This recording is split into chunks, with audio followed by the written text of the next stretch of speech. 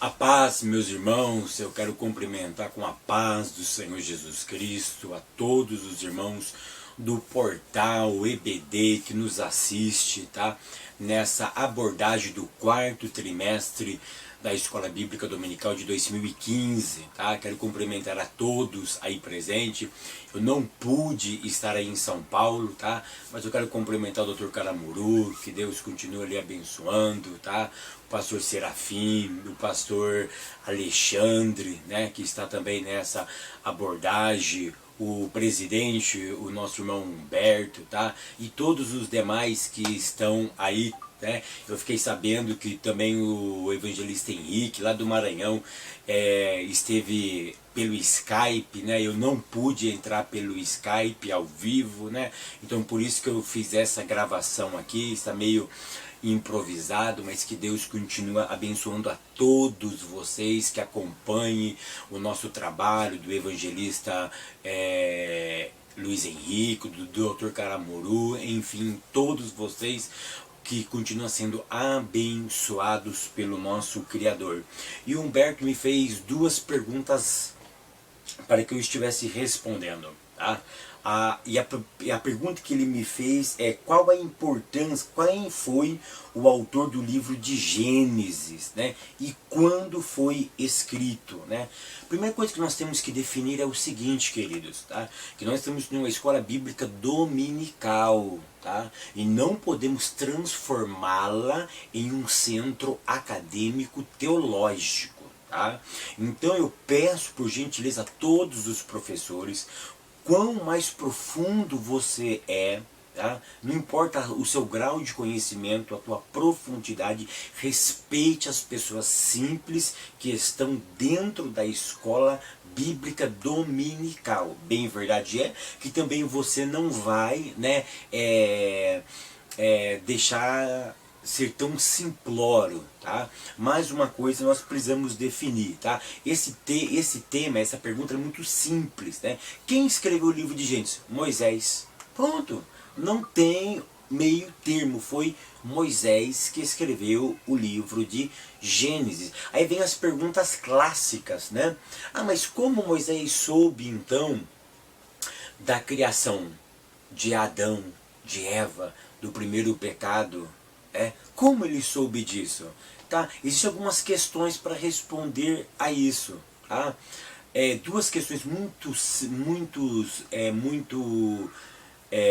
rápida que você possa responder para sua classe sem complicá-la, tá? É a questão da oralidade. Possivelmente, como naquela época não tinha escrita, Adão não desenvolveu escrita. A Eva não desenvolveu a escrita. Então o que se passava? Era oralidade. Um passava para o outro. Então Adão contou para os seus filhos o relacionamento que eles tinham que ele, papai e mamãe, Adão e Eva, tinham com o Eterno, lá no Jardim do Éden. E a sua família, os filhos, viram esse convívio do seu pai, tá? E da sua mãe com o Eterno. Então tudo nos leva a crer que foi um processo de oralidade, tá? Um processo de oralidade, tá? E também pode ter acontecido uma revelação do Altíssimo, tá? Então pode ser uma junção de oralidade, tá? Pode ser uma junção de oralidade com revelação, tá? E quando foi escrito? Tudo nos leva a crer que Gênesis foi escrito durante existem muitas interpretações, tá? Mas a mais provável, a que eu acredito, é que esse texto foi escrito quando o povo estava andando pelo deserto, nos 40 anos de peregrinação, tá? Tudo nos leva a crer a isso. Vai ter teologias que vão apontar para depois do cativeiro, pós-cativeiro, tá? Mas eu sou da linha que eu acredito que o livro foi escrito enquanto o povo andava, tá? Peregrinava os 40 anos no deserto, tá? A outra pergunta que ele me fez é a seguinte: que pontos relevantes podemos destacar no livro de Gênesis sobre a Abraão, tá?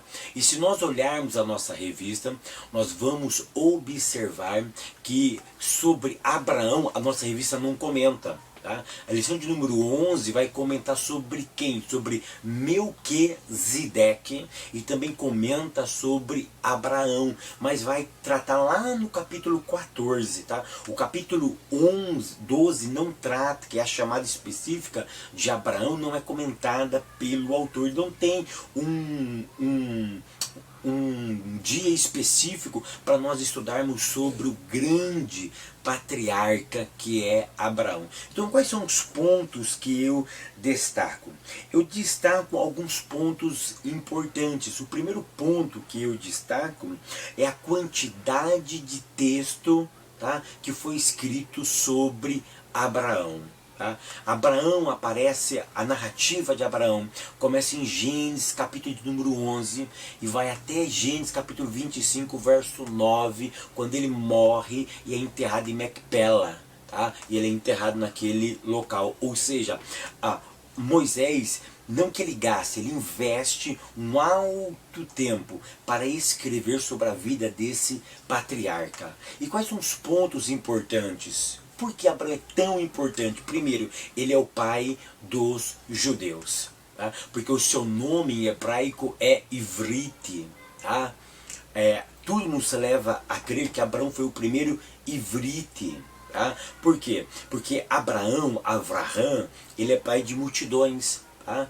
Mas a Bíblia diz que ele é da descendência de Ever. Na nossa Bíblia está de Eber, mas no original é Ever. Ever, daí dá a origem de Ivrite, tá? Aquele que passa além do mar, além pro outro lado. Tá? Então Abraão foi o primeiro Ivrite, ele foi o primeiro hebreu. Tá? Ele era gentil. Tá? Ele era gentil, mas ele aceitou uma revelação sobrenatural de um único Deus. Por quê? Porque ele era politeísta.